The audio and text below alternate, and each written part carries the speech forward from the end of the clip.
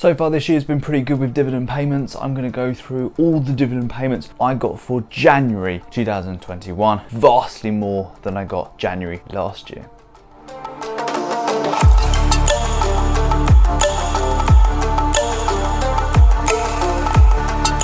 If you're new to the channel, don't forget to subscribe down below so that you get all the new content coming out. And while you're there, or later on in the video, once you've enjoyed the content, give it a little like as well. It really helps out the channel, gets the video pushed out there to more people. Pop a comment below what you've got coming in January or in February in terms of dividends, size of your portfolio, and anything dividend investing related, and I'll get back to you as soon as I can. I got far more dividend payments this January than last January, obviously because I was plowing a lot more money into the market, and hopefully this will be quite interesting for you to see the difference, the stark difference between last January and this January, because I was buying a hell of a lot in the dip in March and April, and I've been investing quite heavily ever since. I'm getting back into a couple more dividend investing videos rather than the penny stocks. I will still touch on penny stocks because I've got my high risk portfolio to be adding to, so I'll be letting you know what I'm getting into my high risk portfolio. But as of now, I'm going to get some dividend investing onto the channel, and I'm going to go through all the dividend payments I received for January, and we're going to look at the portfolio to do that as well. But without furthermore, let's get into the portfolio. We'll get into the computer, do it in there, and I'll run through all the dividend payments I've received so far for January.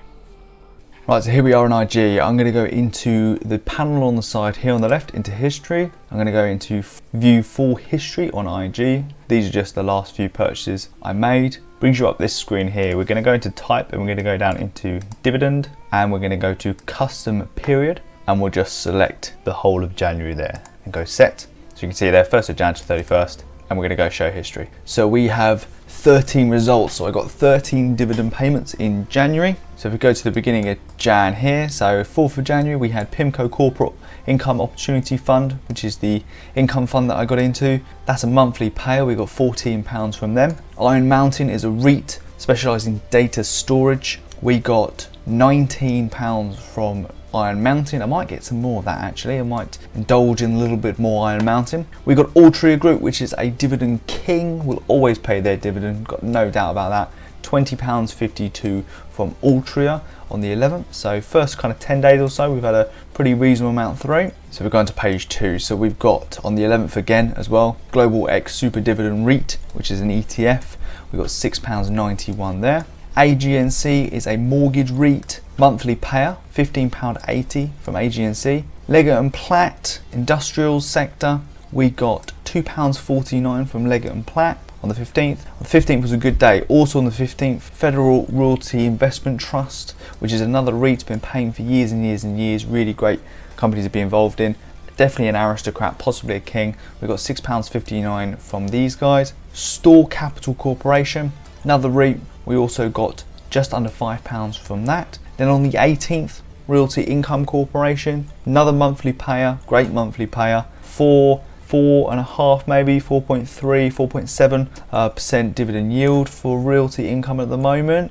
Ticker symbol O, £3.79 from these guys. Ventus, another REIT, heavy on REITs at the moment because obviously I've got a lot of them in my portfolio. Just under £10 from Ventus, that was on the 20th. On the 22nd, we had Simon Property Group, SPG, very popular REIT, good dividend yield on this guy, and that was £6.45. Annaly Capital Management, we had £6.77 from Annaly, and Chimera Investment Corp, an investment firm, we got £12.74 from those guys there. Those last two ones were on the 29th.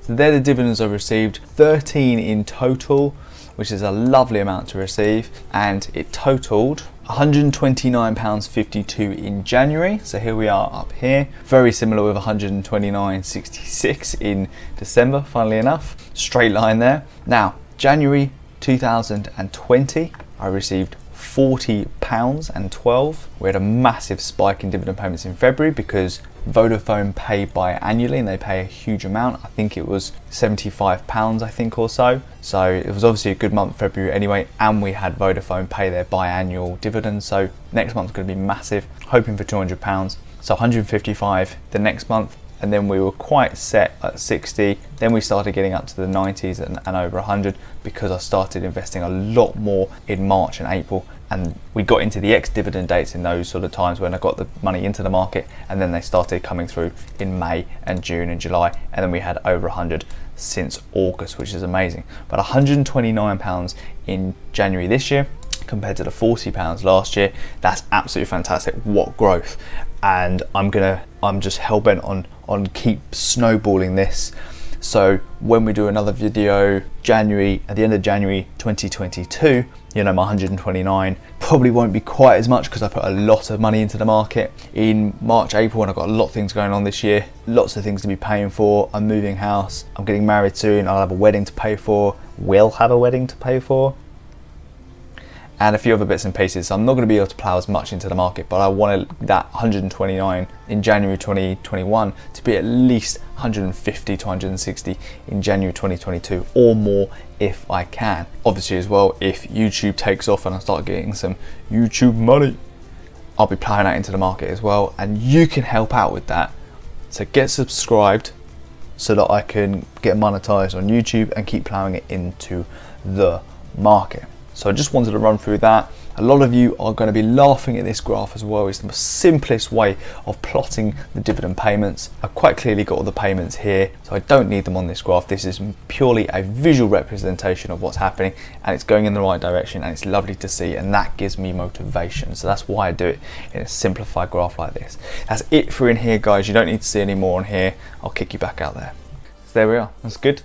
Just a little overview of what I've been paid so far in January. Maybe helpful for some people, maybe inspiring for some people, may not be in the least bit helpful for others. Don't care, don't watch it. You're probably not still watching it if that is the case. And I'm gonna try and get this done maybe a few times throughout the year, just look back on what I've been paid in dividends. I'm expecting February to be a massive month. I'm expecting February to be at least £200 in dividend payments. Hopefully, it's looking like it probably should be. So I will do a video on that because it'll be the biggest dividend payment month I would have had so far since investing, and this is the very reason I invest, for passive income, doing absolutely nothing, receiving £130 every single month, or not every month, but around that kind of figure. And then months where I can get up to £200 in a month is absolutely amazing for doing absolutely nothing, just holding the stock, whilst a portfolio is growing as well. And I'm sort of between £6,500 and £7,000 up in the portfolio anyway, so we've got capital growth as well.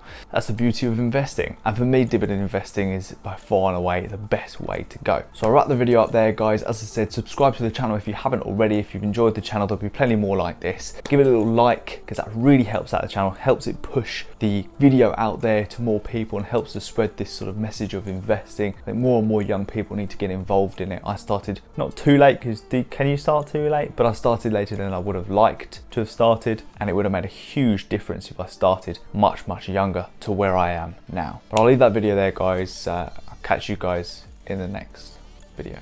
See you later.